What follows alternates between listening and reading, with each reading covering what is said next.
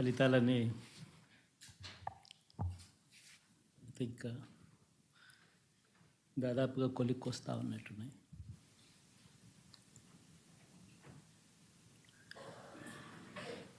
చూసిన ఫలితాలు జరిగిన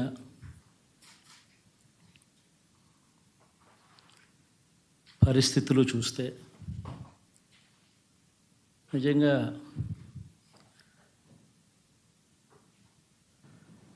ఆశ్చర్యంగా కూడా ఉన్నాయి.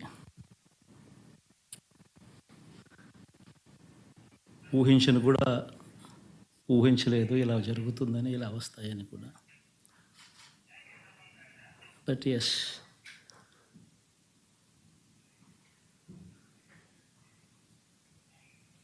అమ్మఒడి అందుకున్న 53 లక్షల మంది తల్లులకు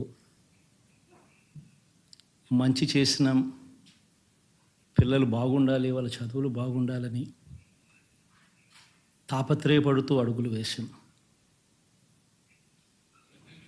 మరి అక్క చెల్లెమ్మల ఓట్లు ఏమయ్యాయో తెలీదు. 66 లక్షల మంది అవ్వాతాతలకు, వితంతులకు, వికలాంగులకు గతంలో ఎప్పుడు జరగని విధంగా మంచి చేసాం. వారి కష్టాల్లో తోడుగా ఉంటూ, వారి కష్టాన్ని అర్థం చేసుకుంటూ, వారి ఇంటికే పంపించే వ్యవస్థను సైతం తీసుకొస్తూ, గతంలో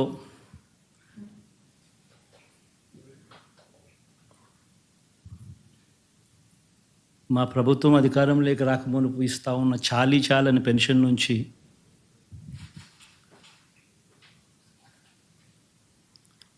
ఎంతో మంచి చేస్తూ అడుగులు వేసినా కూడా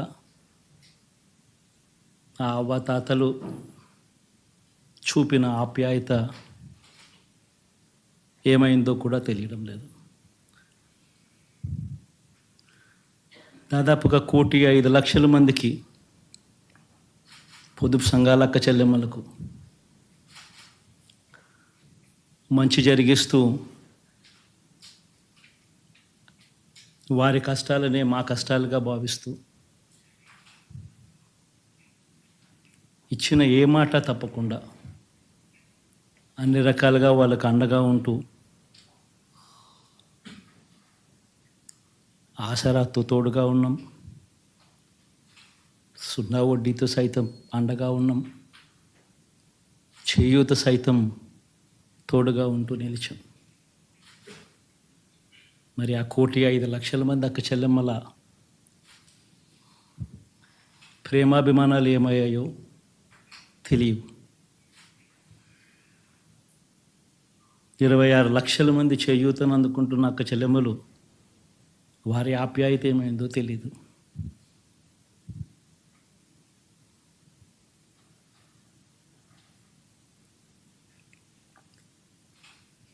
పిల్లల చదువుల కోసం ఏ తల్లి ఏ తండ్రి ఇబ్బంది పడకూడదు అని మొట్టమొదటిసారిగా పూర్తి ఫీజులు ఇస్తూ తీసుకొచ్చి అందగా నిలిచాం. చదువుల్లో ఎప్పుడూ చూడని మార్పులు తీసుకొచ్చాం. దాదాపుగా 12 లక్షల మందికి సంవత్సరానికి మంచి జరిగిస్తూ, ఆ పిల్లలు, ఆ తల్లుల అభిమానం ఏమైందో కూడా తెలియదు.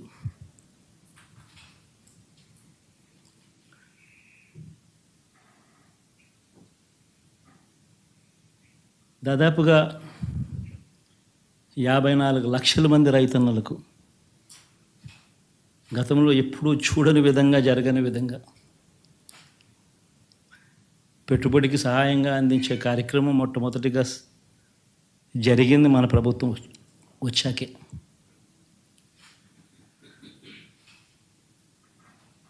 మరి అంతగా రైతన్నలకు తోడుగా ఉంటూ, రైతన్నలకు రైతు భరోసా ఇవ్వడం కానీ, సమయానికే వారికి ఇన్పుట్ సబ్సిడీ ఎప్పుడు జరగని విధంగా సీజన్ ముగిసేలోగానే ఇచ్చే కార్యక్రమం కానీ, ఉచిత ఇన్సూరెన్స్ కానీ, పగటిపూట 9 గంటలు ఇచ్చే కార్యక్రమం కానీ, ఉచిత విద్యుత్ ఇచ్చే కార్యక్రమం కానీ, మరి 1/2 మంది రైతన్నల ప్రేమ ఏమైందో తెలియదు.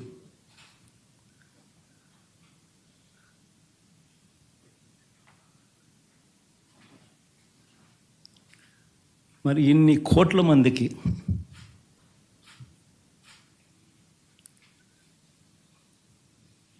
పేదవాడికి తోడుగా ఉంటూ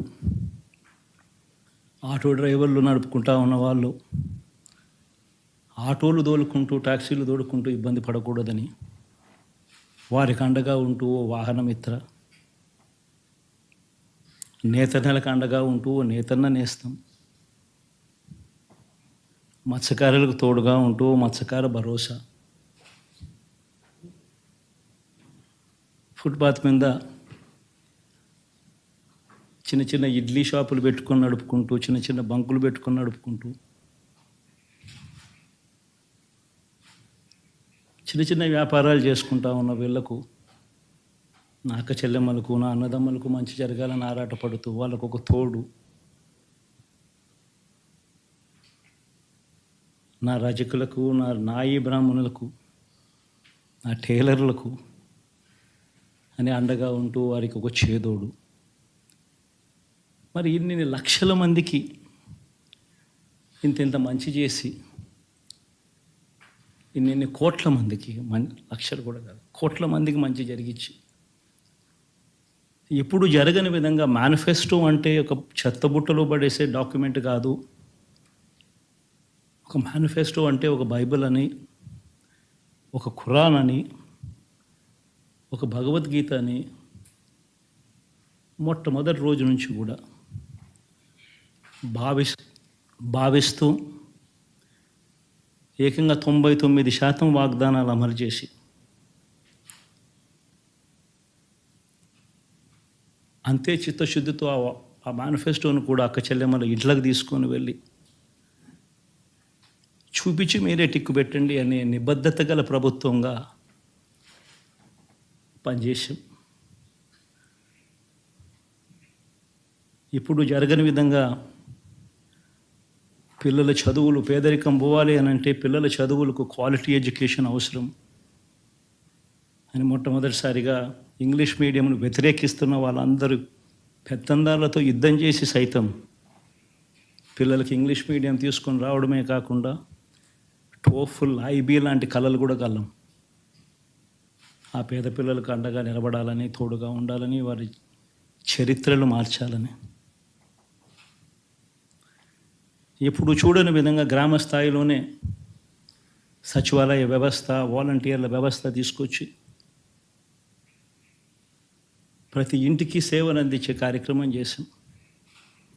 వివక్ష లేకుండా, కరప్షన్ లేకుండా దాదాపుగా 2,70,000 కోట్ల రూపాయల పైచిలకు ఇంటి వద్దకి అందించగలిగాం.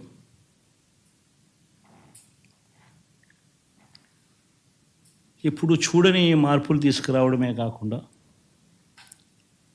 ఒక చదువుల రంగం అయితేనేమి, ఒక విద్యారంగం, ఒక వ్యవసాయ రంగం అయితేనేమి, ఒక వైద్య రంగం అయితేనేమి, ఏ పేదవాడు ఎప్పుడూ ఇబ్బంది పడకూడదు అని ఎప్పుడు ఊహించని విధంగా మార్పులు తీసుకొస్తూ పేదవాడికి అండగా నిలబడగలిగాం. విమెన్ ఎంపవర్మెంట్ అంటే ఇది, మహిళా సాధికారత ఇది అంటే ఇది అని ప్రపంచానికి చాటి చెప్పగలిగాం.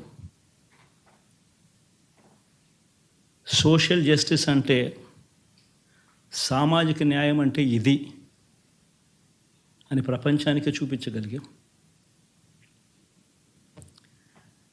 మరి ఇన్ని గొప్ప మార్పులు చేసిన తర్వాత, ఇన్ని కోట్ల మందికి మంచి జరిగిన తర్వాత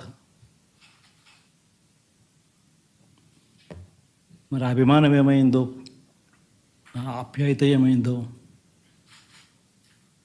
తెలీదు.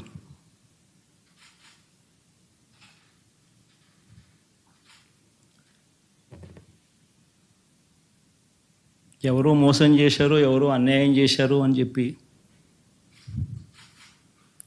అనొచ్చు, కానీ ఆధారాలు లేవు.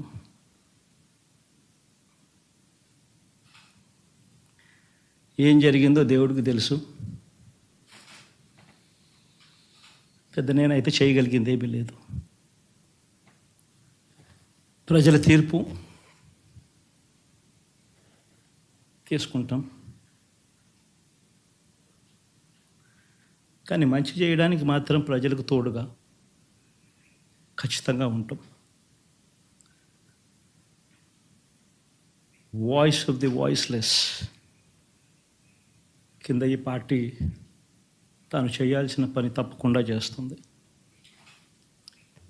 పేదవాడికి అండగా ఉండే కార్యక్రమంలో ఎప్పుడూ కూడా పేదవాడికి తోడుగా ఉంటూ గలం విప్పుతుంది, పేదవాడికి అండగా నిలుస్తుంది. పెద్ద పెద్ద వాళ్ళ కూటమి ఇది, ఢిల్లీలో సైతం శాసించే పరిస్థితుల్లో ఉన్న కూటమి ఇది.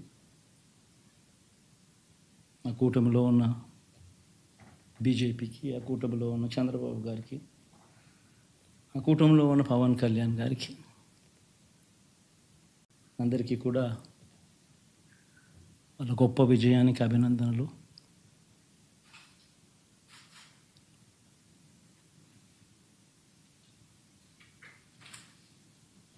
ఓడిపోయినా కూడా నా ప్రతి కష్టంలో కూడా తోడుగా అండగా నిలబడిన నా ప్రతి నాయకుడికి, ప్రతి కార్యకర్తకు, ప్రతి వాలంటీర్కు, ప్రతి ఇంట్లో నుంచి వచ్చిన ప్రతి స్టార్ క్యాంపెయినర్గా నాకు తోడుగా నిలబడిన నా అక్క చెల్లెమ్మలకు, అన్నదమ్ములకు, మీ అందరికీ మనస్ఫూర్తిగా మీ అందరికీ కూడా కృతజ్ఞతలు తెలియజేస్తా ఉన్నాను. ఏం జరిగిందో తెలియదు, కానీ ఏమి చేసినా, ఎంత చేసినా ఇంకా 40% ఓటు బ్యాంకు మాత్రం తగ్గించలేకపోయారు. ఖచ్చితంగా మళ్ళీ ఇక్కడి నుంచి లేస్తాం.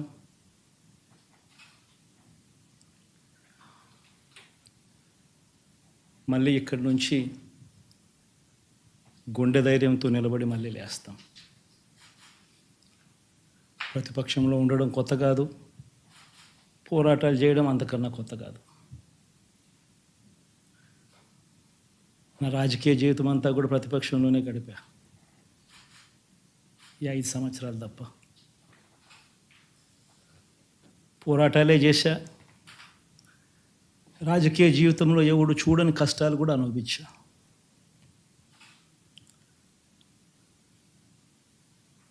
ఇప్పుడు అంతకన్నా కష్టాలు ఏదైనా పెట్టినా కూడా సిద్ధంగా ఉన్నాం, సిద్ధంగా ఎదుర్కొంటాం. All the very best.